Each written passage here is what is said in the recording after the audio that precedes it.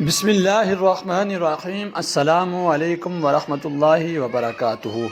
محترم ناظرین و سامعین، سب سے پہلے ہم آپ کو خوش آمدید کہتے ہیں۔ مدینہ کا بازار تھا، گرمی کی شدت اتنی زیادہ تھی کہ لوگ نڈال ہو رہے تھے۔ ایک تاجر اپنے ساتھ ایک غلام کو لیے پریشان کھڑا تھا۔ غلام جو ابھی بچہ ہی تھا، وہ بھی دھوپ میں کھڑا پسینہ پسینہ ہو رہا تھا۔ تاجر کا سارا مال اچھے داموں بک گیا تھا، بس یہ غلام ہی باقی تھا جسے خریدنے میں کوئی بھی دلچسپی نہیں دکھا رہا تھا۔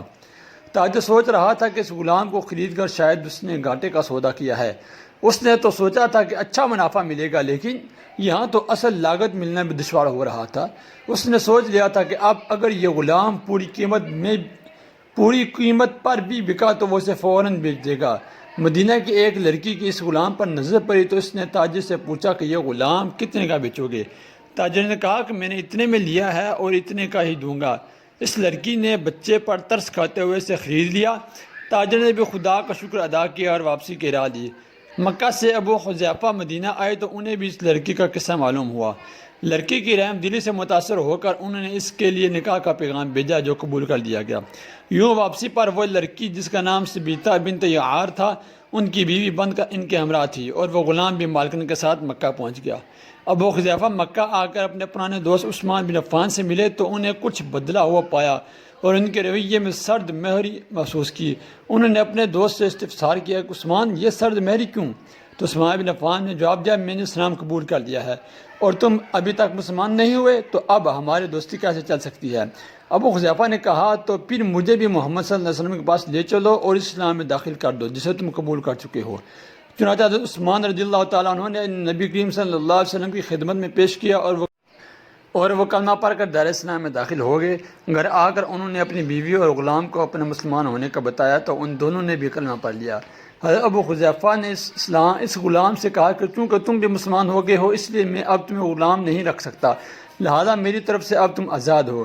غلام نے کہا، آقا میرا اب اس دنیا میں آپ دونوں کے سوا کوئی نہیں، آپ نے مجھے آزاد کر دیا تو میں کہاں جاؤں گا؟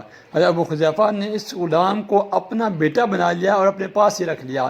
غلام نے قرآن پاک سیکھنا شروع کر دیا اور کچھ ہی دنوں میں بہت سا قرآن یاد کر لیا، اور وہ جب قرآن پڑھتے تو بہت خوبصورت لہجے میں پڑھتے۔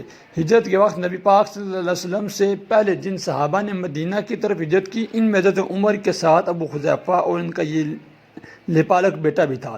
مدینہ پہنچ کر جب نماز کے لیے امام مقرر کرنے کا وقت آیا تو اس غلام کی خوبصورت تلاوت اور سب سے زیادہ قرآن حفظ ہونے کی وجہ سے انہیں امام چن لیا گیا، اور ان کی امامت میں حضرت عمر جیسے جلیل القدر صحابی بھی نماز ادا کرتے تھے۔ مدینہ کے یہودیوں نے جب انہیں امامت کرواتے دیکھا تو حیران ہو گئے، یہ وہی غلام ہے کہ جسے کوئی خریدنے کے لیے تیار نہ تھا۔ آج دیکھو کتنی عزت ملی کہ مسلمانوں کا امام بنا ہوا ہے۔ اللہ پاک نے انہیں خوشگلو اس قدر بنایا تھا کہ جب آیت قرآن تلاوت فرماتے تو لوگوں پر ایک محویت طاری ہو جاتی اور راہگیر ٹھٹک کر سننے لگتے۔ ایک دفعہ ام المؤمنین حضرت عائشہ کو رسول اللہ صلی اللہ علیہ وسلم کے پاس حاضر ہونے میں دیر ہوئی تو آپ نے توقف کی وجہ پوچھی تو بولی، ایک قاری تلاوت کر رہا تھا، اس کے سننے میں دیر ہو گئی، اور خوش الہانی کی اس قدر تعریف کی کہ حضور صلی اللہ علیہ وسلم خود چادر سنبھالتے ہوئے باہر تشریف لے آئے۔